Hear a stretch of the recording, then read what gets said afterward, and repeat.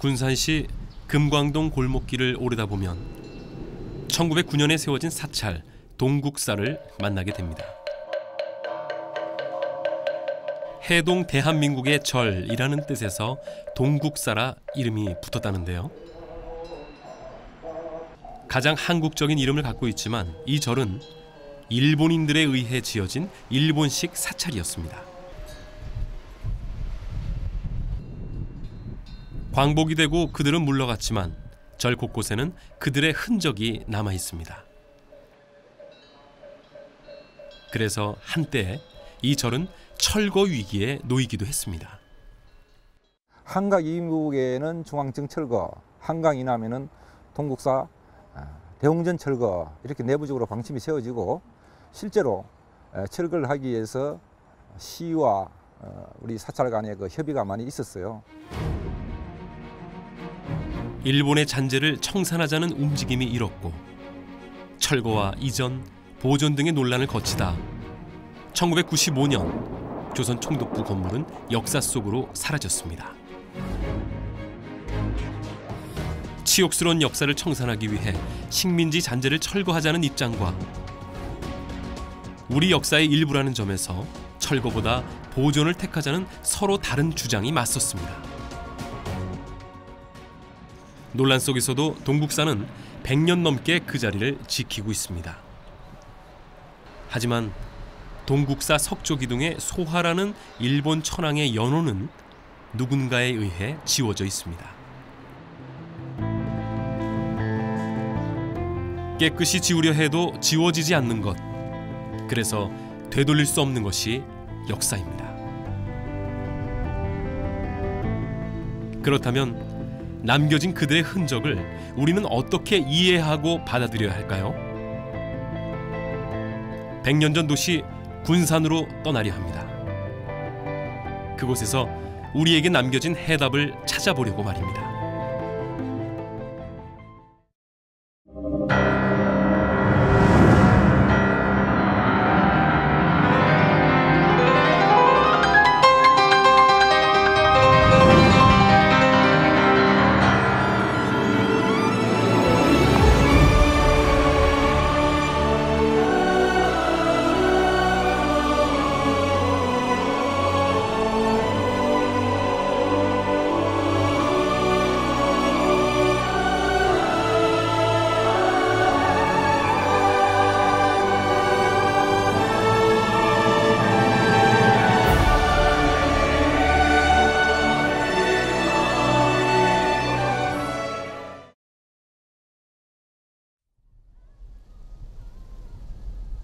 앞으로는 서해 바다를, 뒤로는 호남 평야를 품고 있는 항구 도시 군산.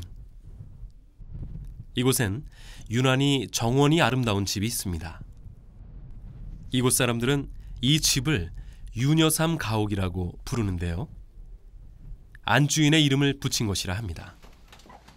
일제강점기였던 1930년대에 지어진 집으로 집주인 이경산 씨는 1967년에 이 집으로 이사 왔다고 합니다. 이런 거, 저런 창문, 네. 좀 뒤로 가시. 일제 시대 금원 그대로 있는 거예요. 이게.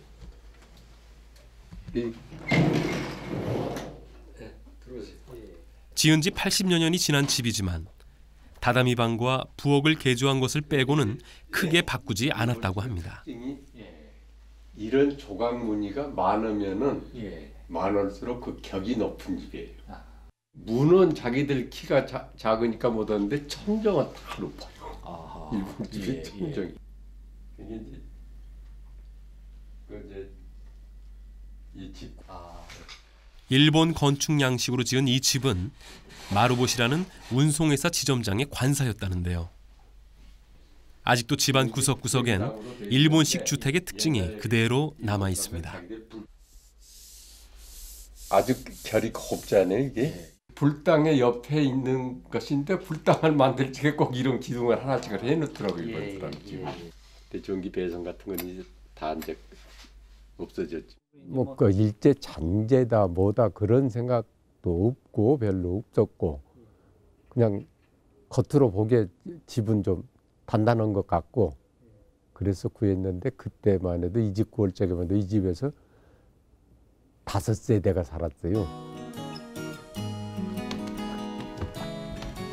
길이 들어 반짝이는 나무 마루와 창문 너머 보이는 정원의 풍경들.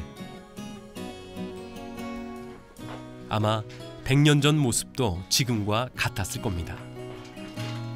이 집에 숨겨진 또 하나의 자랑은 집안 한켠에 자리 잡고 있는 우물입니다.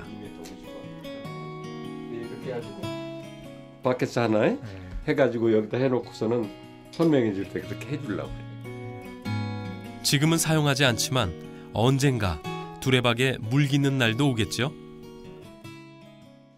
이게 누구야? 부부는 이곳에서 아이들을 낳아 키웠고 이제는 손녀가 이만큼이나 자랐습니다. 이 꼬마 애기가. 이 집에서 살아온 지난 반세기. 힘든 시간도 있었지만 이 집이 일본인들이 남긴 아픈 역사의 흔적이라지만 이들에겐 그저 일상의 터전이었습니다. 이게 이모인가? 한때 이 집을 탐내며 2배를 더 쳐줄 테니 팔라는 사람들도 있었다는데요. 이 집에서 인생의 황금기를 보낸 것처럼 부부는 여생의 황혼기도 이곳에서 함께할 작정입니다. 집이라는 것은 10억짜리 집이나 1000만 원짜리 집이나 살고 있으면 집인 것이지 돈의 수단은 아니다. 10억짜리 집 있으면 뭘 할 거예요. 1000만 원짜리 집 있으면 똑같이 사는 것은 좀 편하게 살았냐 불편하게 살았냐 그러고 일제강점기에 지어진 일본식 집들은 적산가옥이라 불립니다. 적인 일본인들이 소유했다가 광복과 함께 남기고 떠난 것이죠. 군산에 있는 적산가옥은 170여 채. 전국 도시 중 특히 군산에 일본인들의 흔적이 많이 남아있는 데에는 이유가 있습니다.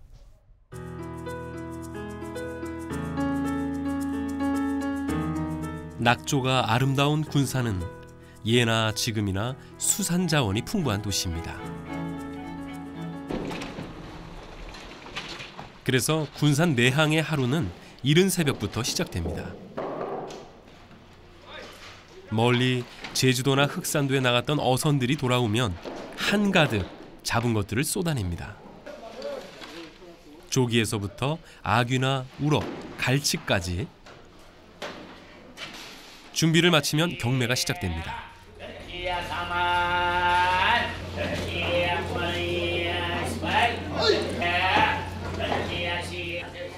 더 좋은 물건을 얻으려고, 더 좋은 값을 받으려고 한바탕 흥정이 오가는데요.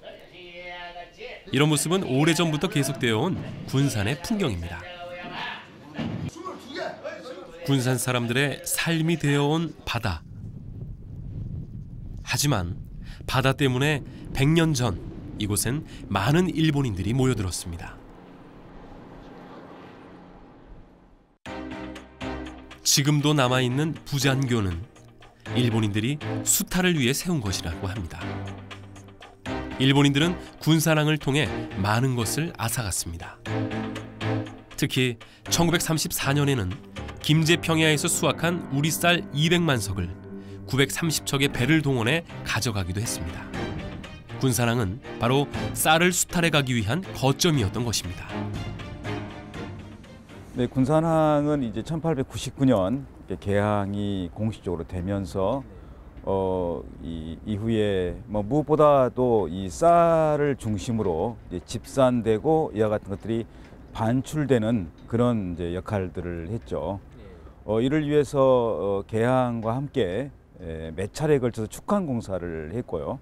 그래서 당시 사진을 봐도 알 수 있듯이 늘 이제 쌀이 산더미처럼 쌓여 있고 이와 같은 것들을 하역하고 그리고 이와 같은 것을 통해 그 국외로 특히 일본의 주요 항구로 반출되는 그런 역할을 수행했다고 볼 수 있죠.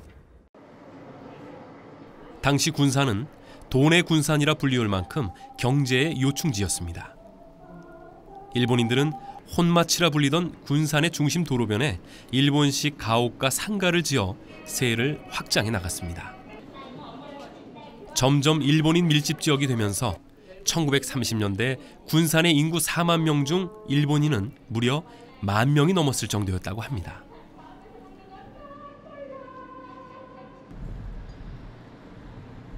군산에 살았던 수많은 일본인들, 그들이 남긴 건축물은 비단 집만이 아니었습니다.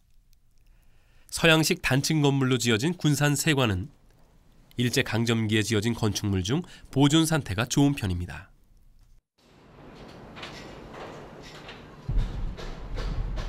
현재 복원공사 중인 조선은행도 일본에 잔잘하지만 우리의 근대 역사가 남긴 유산인 것만은 분명합니다. 21세기 도시 한복판에 서 있는 100년 전 우리의 아픈 역사. 일제강점기 문화유산에 대한 논란은 늘 뜨거웠습니다. 논란의 중심에 있었던 건 35년간 식민 통치와 수탈의 상징이었던 조선 총독부 건물이었습니다. 1995년 완전히 철거되어 사라졌지만 근대문화유산을 반드시 없애야 하는지 의문을 제기하는 목소리도 적지 않았습니다. 근대 건축물 중에서 일제잔재라고 하는 것들도 보존해야 되는 게 무슨 의미냐면 아픈 역사도 기억해야 된다 이거예요. 그래서 역사의 문화재는 기념할 것과 기억할 것들이 있는데 우리는 일제 때 이런 그 아픈 역사를 가지고 있는 것들은 기억으로 남아있자 이거예요. 역사를 되풀이하지 말자. 그래서 역사 문화재는 메모리얼과 아카이브가 구분이 되는데 이거는 기억하기 위한 역사 유물이죠. 개화기 이후부터 일제강점기까지 100년 안팎에 지어진 건축물 등의 문화적 소산을 근대문화유산이라고 합니다. 아픈 역사와 함께 전해져온 근대문화유산들을 우리는 어떻게 이해하면 좋을까요? 이것을 통해 새로운 가치를 찾을 방법은 없을까요?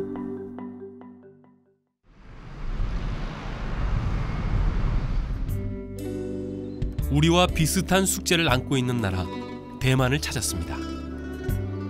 대만은 1895년부터 무려 50년간 일본의 지배를 받았습니다.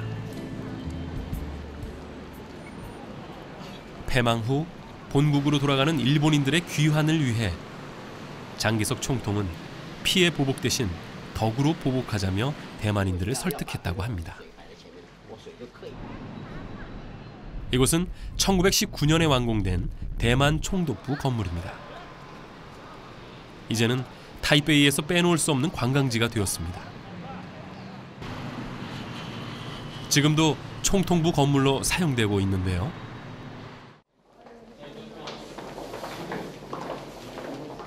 우리나라의 조선 총독부를 지은 것처럼 일본인들은 이곳에 대만 총독부를 지었습니다.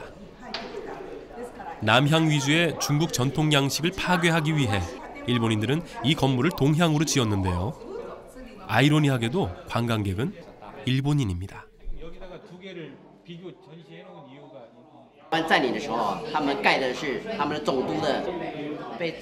60년대 후반 식민 잔재인 총통부를 허물자는 논란도 있었지만 지금 그 문제는 정리가 되었습니다. 但是呢，慢慢人家认为这个历史就是历史，历史不容改的。你即使你把它房子都拆光了，历史还是在的。所以因此呢，大概在2005年呢，文化资产保存法有一个修改，修改主要是在第1条，它是尊重这个台湾是多元文化。那多元文化呢，其实呢，我们保存的这些古迹或者历史建筑，我们必须要有再利用。 这个火太大了，为了救火，所以烧了3样。那这个 2차 세계대전 말인 1945년 미군의 대대적인 폭격에 의해 심하게 파손되었지만 복원공사로 원래의 모습을 되찾았습니다.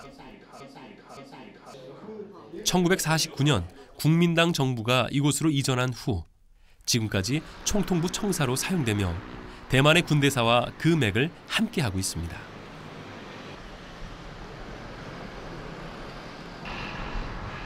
총통부 건물 주변에는 비슷한 시기에 지어진 근대문화 건축물들이 많이 있습니다.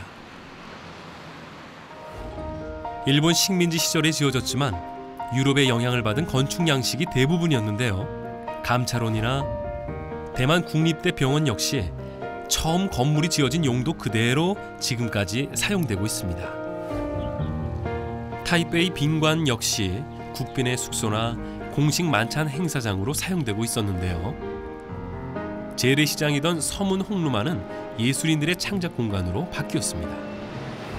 就是说，比方说在法国大革命的时期，他们拆掉了很多皇宫，认为都是皇族所居住的。那现在是民主的话，那应该要把这些建筑都拆掉。但他们后来保存派啊，就是说，虽然它是皇家住的，可是它都是人民血汗盖出来的。在台湾也是一样，这些建筑还是。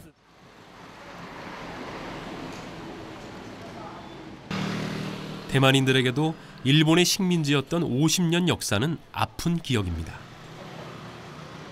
하지만 그들은 지난 100년간의 문화유산에 얽힌 논란을 종식시키고 그 속에 잠재되어 있는 새로운 가치를 찾아내자는 데에 뜻을 모았습니다. 그런 의미를 담아 재탄생된 곳 진과스로 향합니다. 대만의 수도 타이베이에서 40분 거리에 위치한 진과스는 원래 강에서 바다로 나가는 항구였습니다. 1885년 강물 속에서 반짝거리는 금을 발견한 것이 금광의 시초였습니다.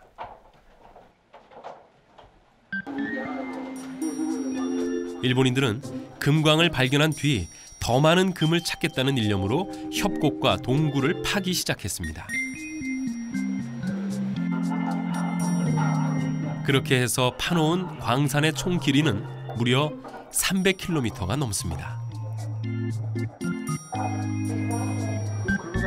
한때 많은 금을 캐기도 했지만 금빛 희망이 계속되지는 않았습니다. 从发现有金沙开始，大概过了7年左右，到了1895年，那日本人进来之后就开始大规模的兴建，然后那个时候，就开发了50年，将近50年时间，到了1945年2次大战结束，日本人撤回，就大肆的所有的建设啊、学校啊，整个都在那个时候在日据时期建设下。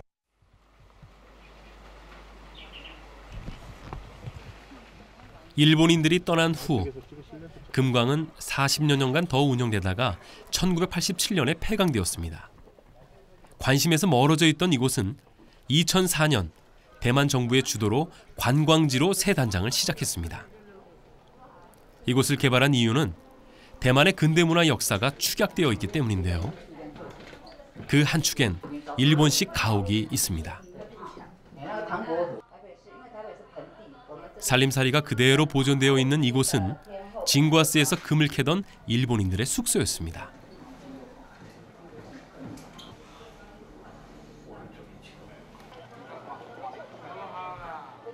이곳엔 일본식 가옥 외에도 특별한 집이 한 채 더 있습니다.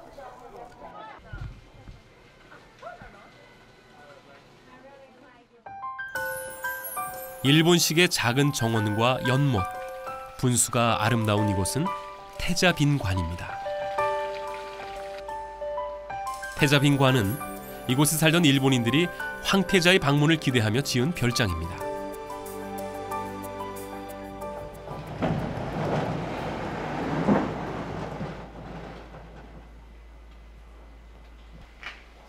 목조로 지어진 이 건물은 금광에서 일하던 일본인 숙소와는 달리 화려한 내부 장식을 볼 수 있습니다.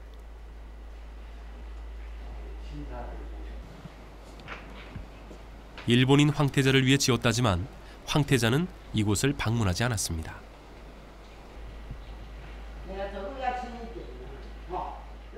대만 정부는 식민지 역사가 남겨진 이곳을 개발함으로써 역사적인 공간을 보존하고 관광지로 활용하는 선택을 했습니다. 但是呈现的不同，这是日本人的时候住的时候，他的家具的陈设。 然后国民政府进来之后，他们的居住习惯跟我们都不一样，所以台湾人进来之后，他的居住陈设又完全不一样。那未来我们还会再整理几间日式宿舍，那希望有那种打工生态、打工度假的概念。 2004년 처음 문을 연 해엔 80만 명이 이곳을 찾았고 지금은 한 해에 무려 120만 명이 넘는 관광객이 찾는 명소라고 합니다. 단순히 일본 식민지 시절 아픈 역사의 흔적이라 생각했던 이곳은 국가의 관광 자원이 되었습니다. 또한 이를 통해 지역 산업까지 활성화되는 계기가 되었습니다. 虽然黄金都被日本人搬走，但是遗留下来的文化背景跟历史是让人家永远都很难以忘怀的，而且带领了一波新的观光的风潮。那我们现在人可以知道以前的风光明媚。 태자빈관 뒤로 대만인들이 섬긴다는 관우동상이 보입니다. 식민지 역사 속에서 만들어진 근대 문화유산.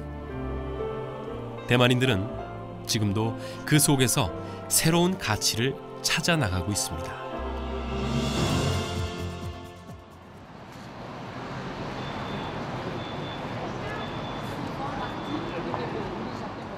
(100년) 안팎의 근대 역사가 만들어낸 문화유산들.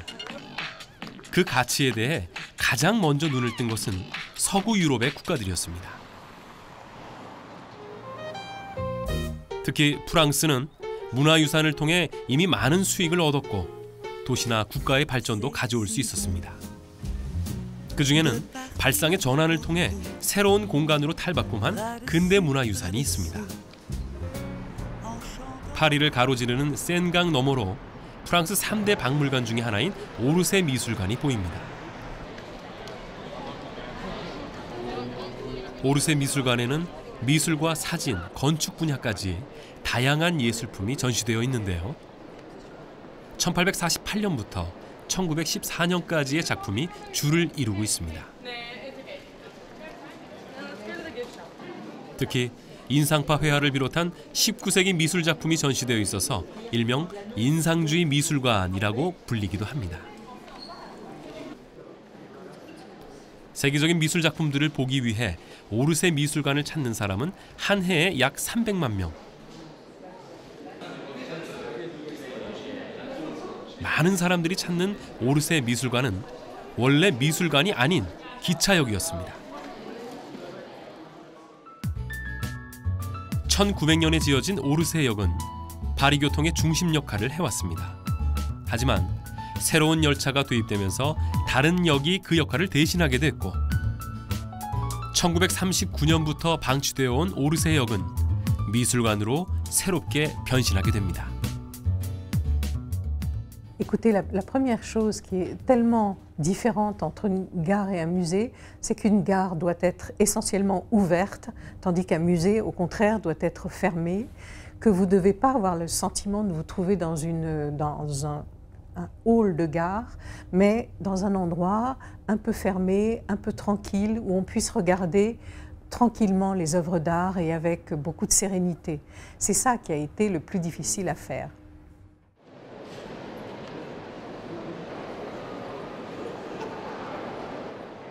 (1986년 12월) 47년간 방치되어 있던 오르세역은 미술관으로 재탄생했고 수많은 사람들이 즐겨 찾는 세계적인 미술관이 되었습니다.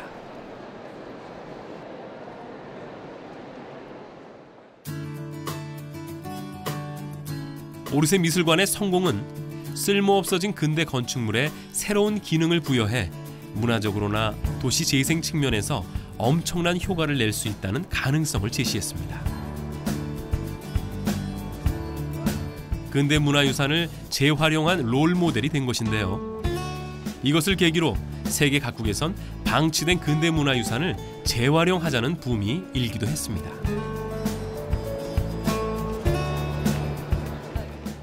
Puis, comme ça a fermé pendant des années, donc le quartier, effectivement, est devenu plus triste, plus calme. Et à partir du moment où nous avons rouvert, comme nous recevons à peu près 6000 personnes par jour, tous les cafés des alentours, beaucoup de cafés se sont créés à ce moment-là, et tous les commerces des alentours, évidemment, sont ravis d'avoir le musée d'Orsay à côté d'eux. 파리 인근에 위치한 이실의 무리노시. 이곳에는 낡고 오래된 철도 주변 시설을 활용한 이색적인 공간을 볼 수 있습니다.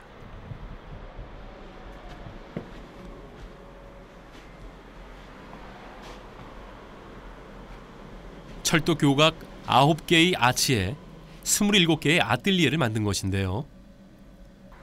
이 철도 교각은 19세기 말에 세워진 것으로 프랑스 근대 문화 유산입니다. Dans cet atelier, qui est un lieu d'histoire, je suis habitée en fait de cette histoire et dans cet esprit contemporain, il y a vraiment quelque chose qui naît de l'histoire de ce lieu.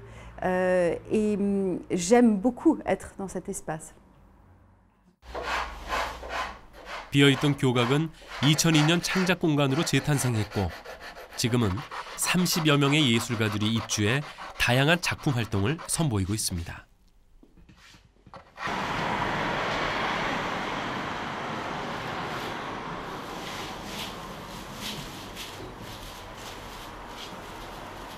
이 공간이 생기기 전 이 지역은 철도만 지날 뿐 사람들도 다니지 않는 외진 동네였는데요.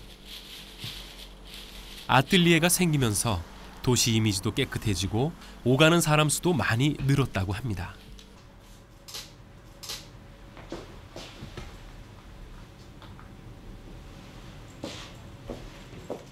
(100년을) 훌쩍 넘은 낡은 시설이 창작 공간으로 변모하면서 새로운 작품을 고민하는 예술가들에게는 영감을 주고 오래된 도시에는 활기를 불어넣고 있습니다.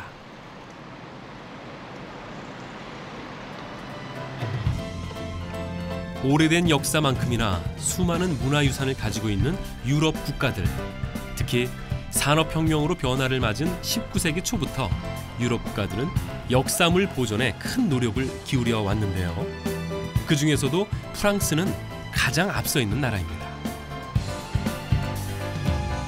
Donc c'est le mouvement de pensée du 19e siècle, du début du 19e siècle, avec Mérimée et Viollet-le-Duc qui ont développé la notion de protection de monuments historiques en France. Donc voilà. Et les lois sur lesquelles nous sommes appuyés aujourd'hui datent de 1913. 프랑스는 기존 지정문화재 제도와는 별도로 등록문화재 제도를 가장 먼저 만든 나라입니다. 수백 년, 수천 년이 지난 지정문화재와는 달리 가치가 있는 것 중 50년 정도만 넘으면 등록문화재로 등록해 보호하는 제도인데요. 가까운 과거에 대해서도 정부가 보호에 나선다는 취지를 담고 있습니다. Et il y a toujours des bâtiments qui sont en fait des bâtiments moins importants, qui sont des suites, les grands architectes ont fait des grands monuments pour des grands propriétaires, pour le roi, pour des grands nobles de l'histoire, ou des grands propriétaires. Ça, c'est classé. Et il y a des gens plus petits qui ont fait des choses moins importantes, mais qui sont quand même du patrimoine. Et ça, c'est inscrit. 프랑스의 이 제도는 이후 유럽을 넘어 전 세계로 퍼져나갔고 급격한 도시화 속에서 사라질 위기에 있던 각국의 근대 초기 문화유산들을 보존하는 계기가 되었습니다. 그렇다면 우리나라의 등록문화재 제도는 어떨까요? 우리나라 역시 2002년 등록문화재를 도입했는데요. 가치가 높은 문화재를 강한 규제로 보호하는 게 지정문화재라면 50년 정도 지난 근대사 기념물을 생활 속에서 활용하면서 보존하자는 게 우리의 등록문화재 제도입니다. 근대문화재 등록 기준은 건설, 제작, 형성된 지 50년이 경과한 부동산, 동산문화재 중에서 등록하며 제도 도입 취지는 전통과 현대를 잇는 가교 역할을 하는 근대문화유산의 역사, 문화적인 가치를 재조명하여 민족의 정통성과 정체성을 찾고자 하는 것입니다.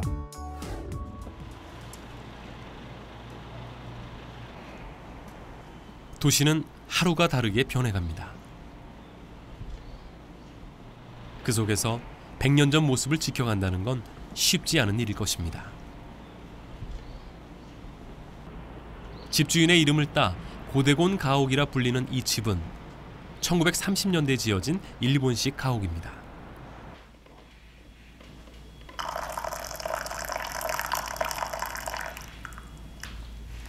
이 집에는 고대곤 씨 부부가 살고 있는데요. 아내인 유희주 씨의 아버지가 1960년대에 이 집을 구입한 것이라 합니다. 1930년대에 이 집은 평범한 살림집은 아니었다고 합니다. 이 집은 일제시대 때 전당포였다고 들었거든요. 그래서 이 집안 곳곳에 그 물건을 저당했던 그런 창고와 금고가 지금도 잘 보존되어 있습니다. 여기는 그 금고가 되겠습니다. 상당히 그때 당시에 그 금고가 그대로 지금 여기에 놓여 있습니다. 금고 위에는 일본인들이 조상의 위패를 모셨던 공간도 그대로 보존되어 있습니다. 그런 그 곳이라고 할 수 있겠습니다. 또 이 번호는 돌아가신 아버지께서 저한테 적어주셨는데 제가 그 메모지를 잊어버려서 지금 열지를 못하고 있어요. 전당포를 상징하는 금고 외에도 이 집엔 두꺼운 철문이 설치되어 있습니다.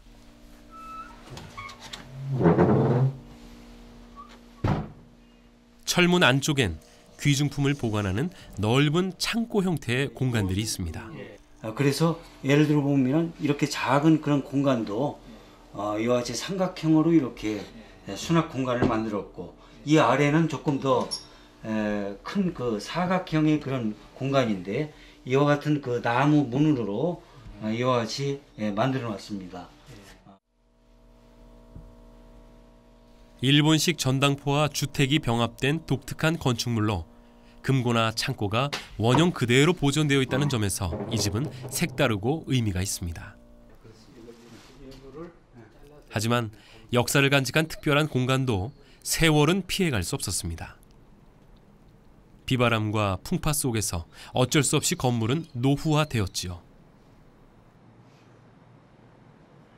보수가 필요한 곳이 많지만 자칫 잘못 손을 댈 경우 독특한 건축 양식이 훼손될까 그저 임시로 보수하고 있는 정도입니다. 여러 가지 지금 그 건물 노후화로 인해 가지고 기와라든지 또 내부의 어떤 그 벽이라든지 부식이 상당한 그런 상태에 있습니다. 개인이 이것을 전부 개보수하기에는 한계가 있음을 절감을 하고 있습니다. 따라서 시청이라든지 문화재청에 상당한 도움을 조금 요청을 하고 싶은 그런 바람입니다. 집주인 고대곤 씨는 이 집을 등록문화재로 등록하기 위해 절차를 준비 중입니다. 체계적인 관리를 통해 보다 오래, 보다 많은 사람들이 볼 수 있도록 가치 있는 문화재로 남기고 싶은 마음입니다.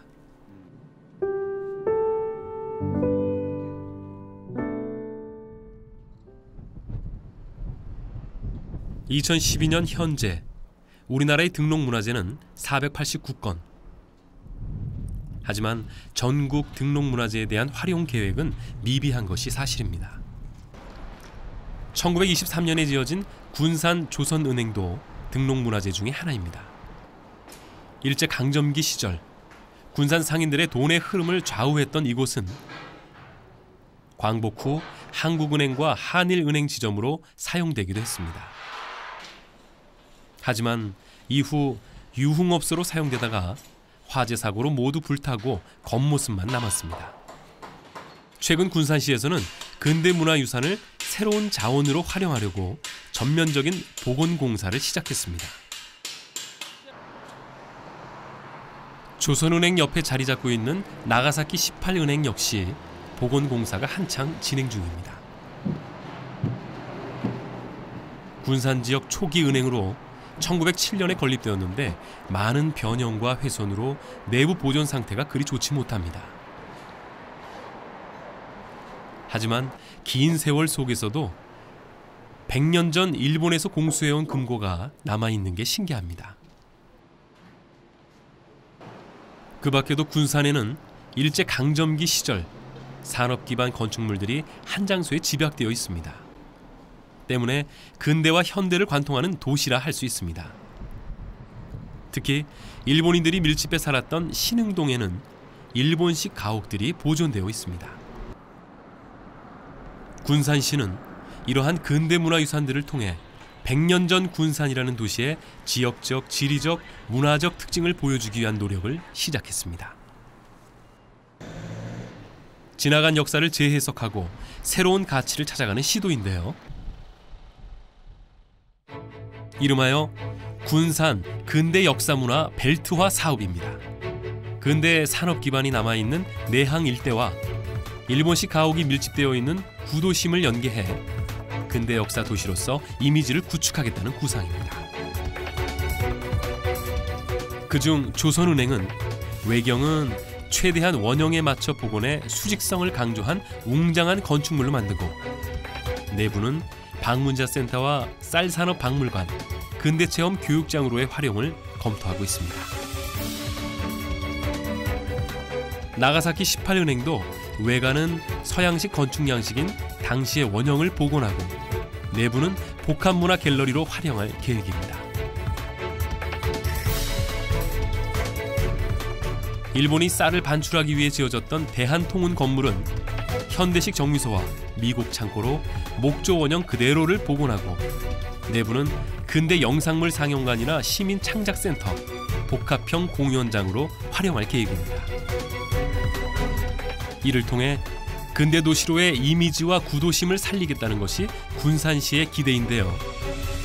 이 같은 시도가 우리 근대 문화에 새바람을 불러일으킬지 주목됩니다. 군산하면 근대 문화 도시로서 이미지로 부각되고 또한 관광객도 많이 찾아옴으로써 어떤 체험을 하고 보고 느끼고 갈 수 있도록 군산이 문화 도시로서 이미지로 변신한다는데요. 또 그 인근에는 적산가옥들이 170여 채가 있기 때문에 원도심에도 상당히 활성화가 될 것이다. 이렇게 지금 저희들은 내다보고 있습니다.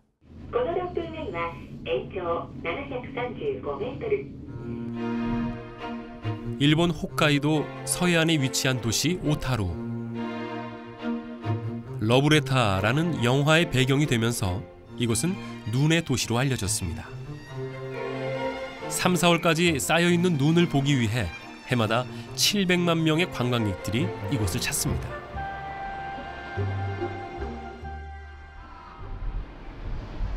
오타루에는 도시 중심을 가로지르는 폭 20m의 운하가 있습니다. 그리고 운하 주변엔 오래된 창고들이 자리 잡고 있는데요. 오타루는 이미 20여 년 전 근대문화유산의 가치를 통해 도시 전체가 새로운 변화를 맞았습니다. 그 중심에는 1920년대에 만들어진 운하와 창고가 있었습니다.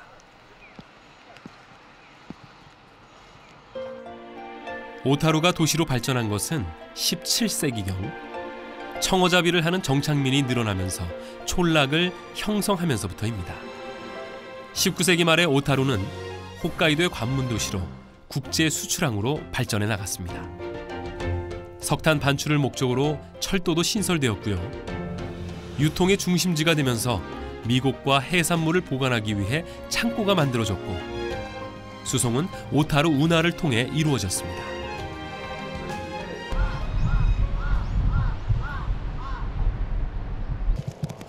하지만 2차 세계대전 후 큰 변화가 있었습니다. 국내 수송은 운하 대신 육로로 이어졌고 석탄 대신 석유를 사용하면서 태평양으로 향한 항구를 활용하게 되었습니다. 운하와 창고가 기능을 잃자 오타루시에선 운하를 메워 도로를 만들려는 계획을 세웠습니다.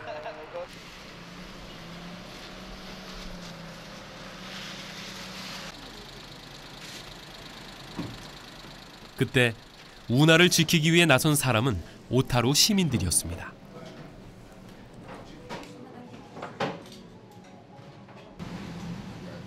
운하 근처에서 30년 넘게 소박 가게를 운영하고 있는 타다시 오가와라 씨.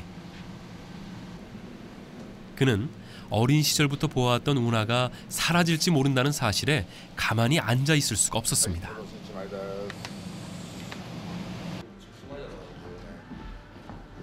친구인 사사키 가지오 씨는 운하가 비록 볼품없게 변했을지언정 오타루의 상징 같은 운하를 없애면 후회할 거라는 생각에 운하를 지키겠다고 나섰습니다. 이들을 중심으로 사람들이 모이기 시작했고 방치된 운하와 낡은 창고들도 언젠가는 가치를 지닐 것이라는 목소리가 높아졌습니다.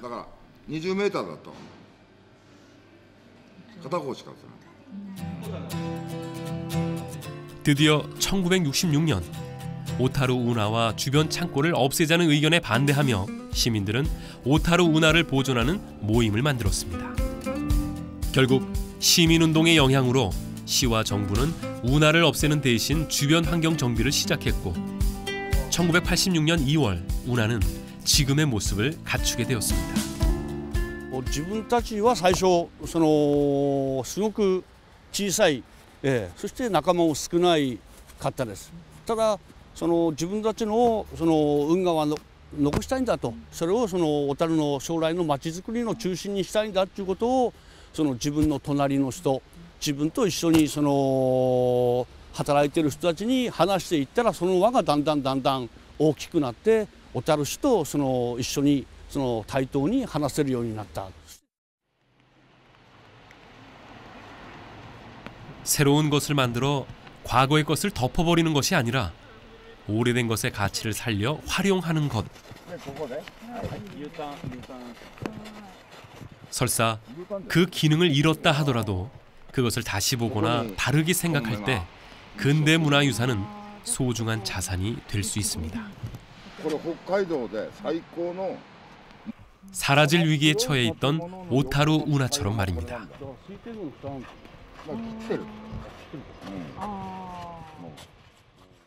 もう観光で、こういう形で運河を残すことで、小樽運河観光が爆発してですね、何よりも小樽市民に与えた影響は、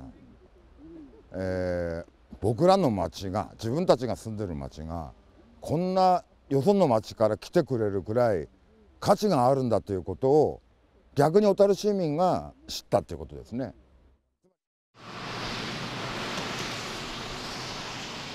오래된 창고는 식당이나 가게 같은 편의시설로 바뀌었는데요. 옛 향수를 느끼기 위해 이곳을 찾는 관광객이 늘면서 오타루의 관광 수익은 시 전체 살림의 11% 이상을 차지한다고 합니다. 운하와 창고에서 비롯된 관광 산업은 이제 오타루시의 기간 산업이 되었습니다. 시작은 시민들의 자발적인 노력에서 비롯되었지만 이젠 시 차원에서 역사적인 건물을 지정하고 보존하는 데 힘쓰고 있습니다. 또한 보수에 필요한 재정적인 지원금 제도도 마련되어 있다고 합니다. 오래된 것을 헐고 새로 짓는 것의 문제가 아니었습니다. 오타루 운하나 창고의 보존은 역사적 가치를 넘어 도시의 발전과 생존을 결정하는 문제였습니다. ピカピカっと本当に新しいもので綺麗だっていうのではなくて、少しちょっと寂れたような感じ、それが懐かしさですとか、初めて来たのになんとなく前にも来たことがあるとか、ホッとするとか、そういうイメージを持ってもらえるんだと思います。 시민들의 자발적인 참여와 노력은 100년 전 도시 오타루의 모습을 지켰습니다. 화려하고 세련되진 않지만 그래서 오타루의 밤은 더 아름답게 빛나는지도 모르겠습니다.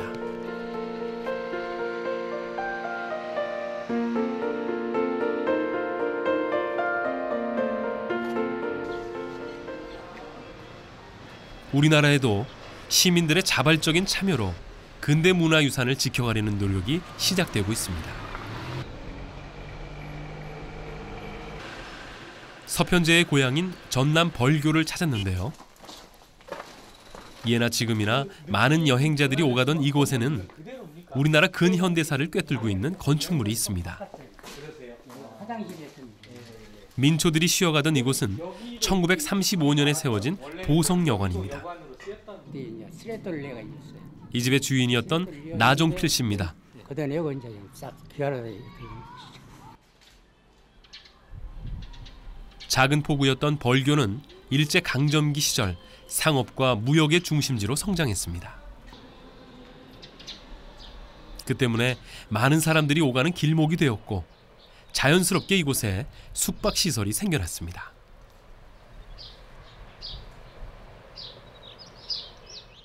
우리 한국을 일본 사람 많이 안 들었습니까?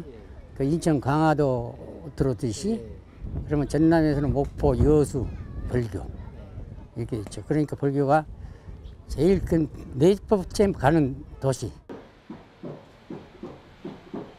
지난 78년 나종필 씨가 사들여 관리해왔지만 관리에 어려움을 느꼈다고 합니다. 다행히 문화유산을 국민과 함께 보존해 나가자는 뜻에서 발족한 문화유산 국민신탁이 나섰는데요. 문화재청이 지원한 매입 기금으로 이 집을 사들여 관리하며 복원공사까지 진행했습니다. 실은 내가 문화재청에서 구입을 안 해줬더라면 이 건물은 없어지고 말아야 할 건물이에요. 왜냐하면 도저히 내가 이 보수를 하고 이 건물을 유지해 나가고 운영해 나갈 수 있는 힘이 없어요. 예, 다행히 문화재청에서 매입이 해줬기 때문에 이러한 건물이라도 벌교에 자리 잡고 있다는 것 자랑스럽죠. 근현대사를 담고 있는 보성여관은 새 단장을 마치는 올 하반기부터 일반인들이 이용할 수 있는 체험시설로 거듭난다고 합니다. 많은 나라와 도시를 돌아 다시 군산으로 돌아왔습니다. 군산이라는 도시는 100년 전 근대의 역사가 우리 생활 속에 들어와 있어 더 매력적인 곳입니다. 대학생 답사팀도 특별한 장소를 찾았는데요. 히로스 가옥이라 불리우는 이곳은 일제 강점기 시절 군산 지역의 유명한 포목상이었던 히로스의 집으로 1910년에 지어진 일본식 목조 가옥입니다.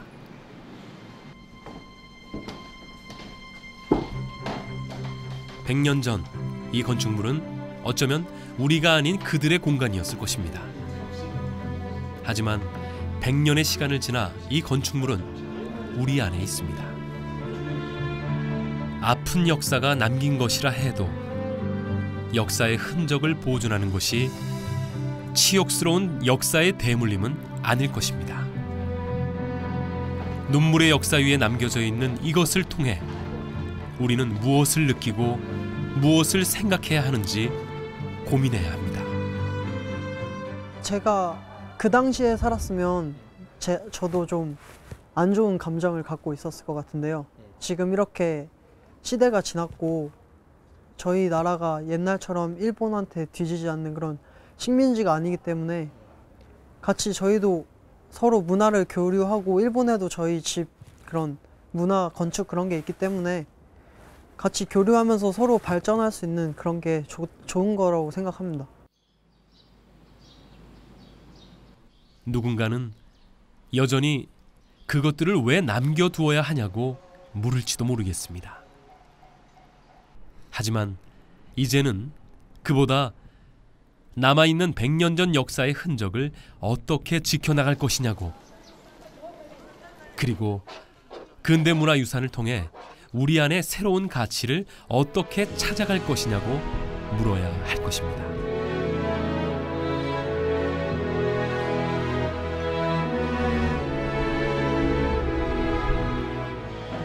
그것이 이 땅의 100년 전 도시들이 오늘을 사는 우리에게 전해준 이야기입니다.